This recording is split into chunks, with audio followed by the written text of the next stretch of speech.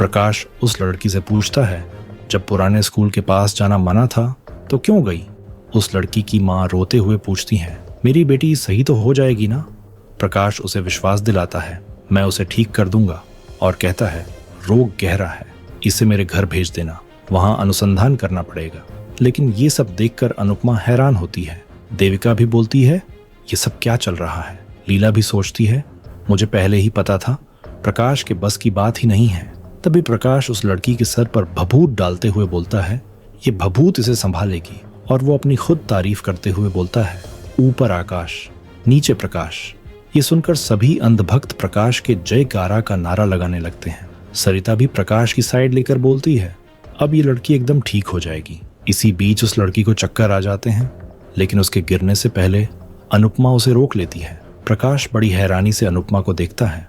इसी बीच अनुपमा नोटिस करती है कि उस लड़की को बहुत तेज बुखार है और वो उसकी माँ को समझाती है, इसे डॉक्टर के पास ले जाना चाहिए। अनुपमा प्रकाश से कहती है, ये इस हालत में चल नहीं पाएगी, तो आपकी गाड़ी से इसे डॉक्टर के पास ले चलते हैं।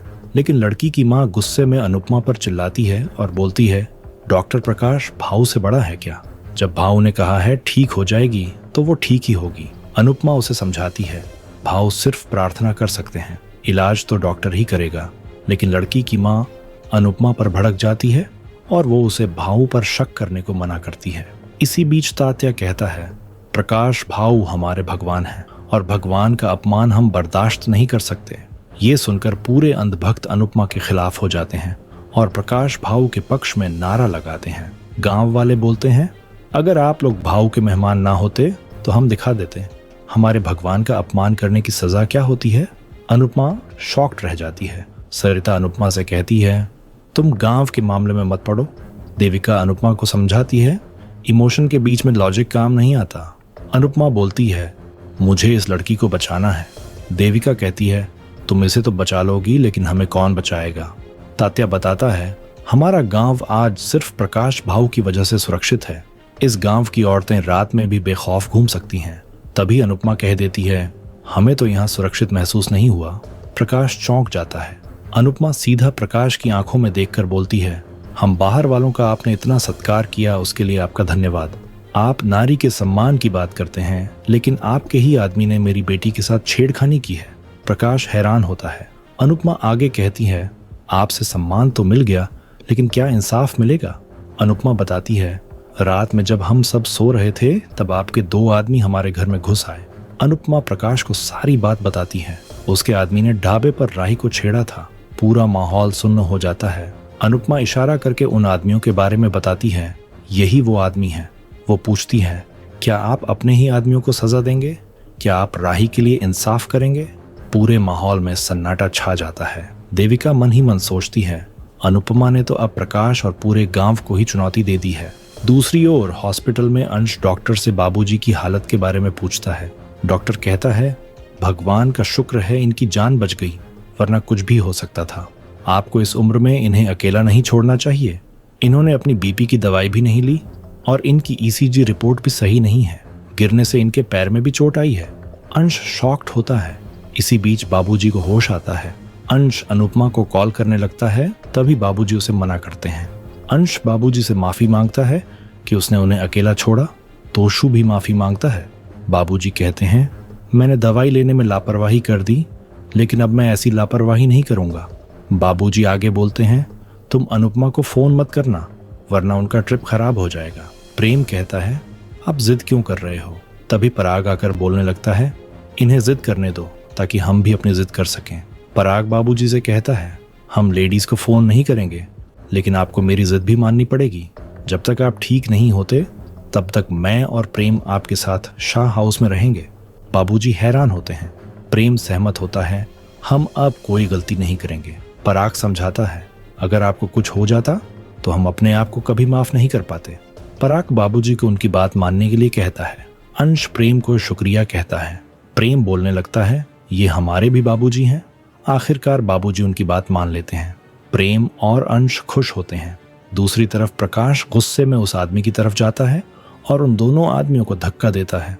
सभी शॉक्ड हो जाते हैं। प्रकाश गुस्से में कहता है, औरत मौत से लड़कर जिंदगी को जन्म देती है और तुमने उसका अपमान किया है।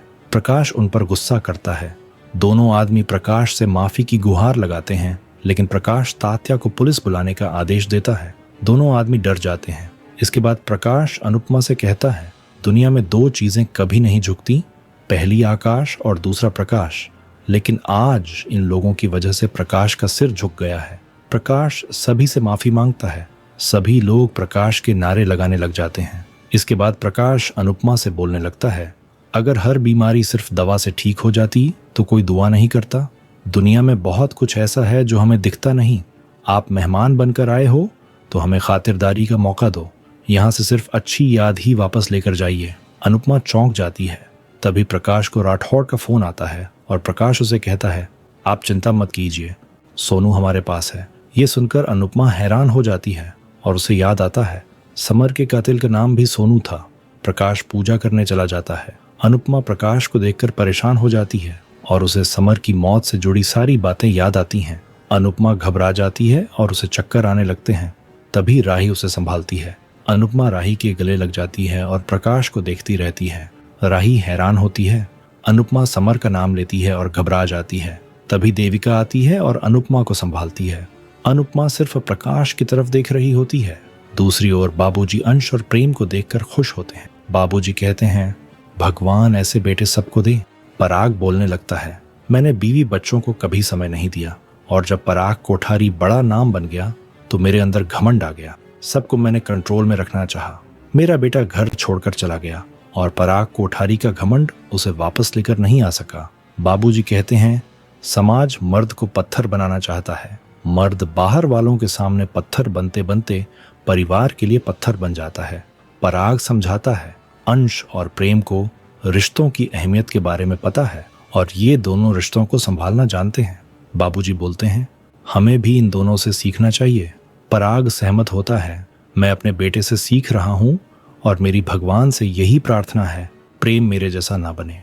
अंश और प्रेम में ये प्यार बना रहे। दूसरी तरफ राही अनुपमा के सच से हैरान होती है। अनुपमा कहती है, मैं जब से यहाँ आई हूँ मुझे समर दिखाई दे रहा है और कह रहा है मुझे क्लोजर चाहिए। देविका बोलती है, मुझे अनुपमा पर भरोसा है। अनुपमा आगे कहती है, जब मैंने सोनू का नाम सुना तो मुझे लग रहा है शायद समर इसी क्लोजर की बात कर रहा था। मेरे यहाँ आने की वजह ये प्रकाश भाव ही है। राही चौंक जाती है। आने वाले एपिसोड में देखने को मिलेगा, एक लड़की अनुपमा को बताती है, आप सब यहाँ से चली जाओ, भाऊ बहुत खतरनाक इंसान है, आपकी बेटियां भी यहाँ सुरक्षित नहीं हैं।